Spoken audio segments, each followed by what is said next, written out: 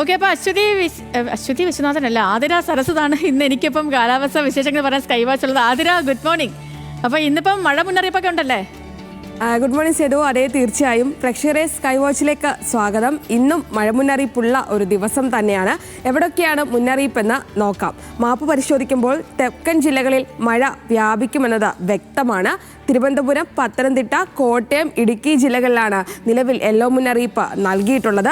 മറ്റ് ജില്ലകളിൽ ഗ്രീൻ അലേർട്ടാണ് നൽകിയിട്ടുള്ളത് എന്നുള്ളതാണ്. മണിക്കൂറിൽ 55 കിലോമീറ്റർ വേഗതയിൽ കാറ്റ് വീശിയേക്കുമെന്ന മുന്നറിയിപ്പുണ്ട്. മലയോര മേഖലകളിലും തീരദേശ മേഖലകളിലുമൊക്കെ തന്നെ ജാഗ്രതാ നിർദ്ദേശവും നൽകിയിട്ടുണ്ട്. ഈ മഴയ്ക്കൊപ്പം ഇടിയുണ്ട് എന്നൊരു കാര്യം കൂടി ശ്രദ്ധിക്കുക. ഇന്ന് തെക്ക് കിഴക്കൻ ബംഗാൾ ഉൾക്കടലിന് മുകളിൽ ഒരു പുതിയ ന്യൂനമർദ്ദം രൂപപ്പെടാൻ സാധ്യതയുണ്ട്. ഈ ന്യൂനമർദ്ദം വടക്ക് പടിഞ്ഞാറ് ദിശയിൽ സഞ്ചരിച്ച് മറ്റന്നാളോടുകൂടി തെക്കൻ ബംഗാൾ ഉൾക്കടലിന്റെ മധ്യഭാഗത്ത് തീവ്ര ന്യൂനമർദ്ദമായി ശക്തി പ്രാപിക്കാൻ സാധ്യതയുണ്ട്. പിന്നീട് വീണ്ടും ഇത് സഞ്ചരിച്ച് തെക്ക് പടിഞ്ഞാറൻ ബംഗാൾ ഉൾക്കടലിൽ വീണ്ടും ശക്തി പ്രാപിക്കാനും സാധ്യത നിലനിൽക്കുന്നുണ്ട്. ഈ ന്യൂനമർദ്ദം ചക്രവാത ചുഴിയായാൽ ചുഴലിക്കാറ്റിനുള്ള സാധ്യത കൂടുതലാണെന്നാണ് വിലയിരുത്തൽ. സെനിയാർ എന്നാണ് ഈ ചുഴലിക്കാറ്റിനിട്ടിരിക്കുന്ന പേര്.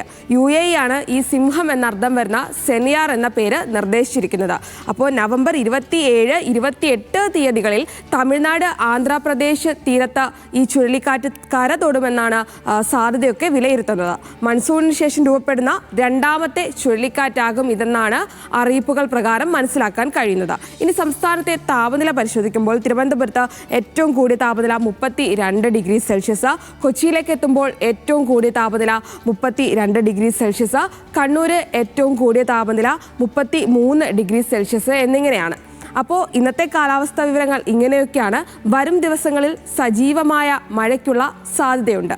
അപ്പോൾ സ്കൈ വാച്ച് കണ്ടുകൊണ്ടേയിരിക്കുക. ഇനി സേതുലക്ഷ്മിയിലേക്ക്. ഓക്കെ ആതിര, ശരി. അപ്പോൾ കാലാവസ്ഥ വിശേഷങ്ങളൊക്കെ അറിഞ്ഞു, മഴ മുന്നറിയിപ്പും കാര്യങ്ങളൊക്കെ ഉണ്ട്.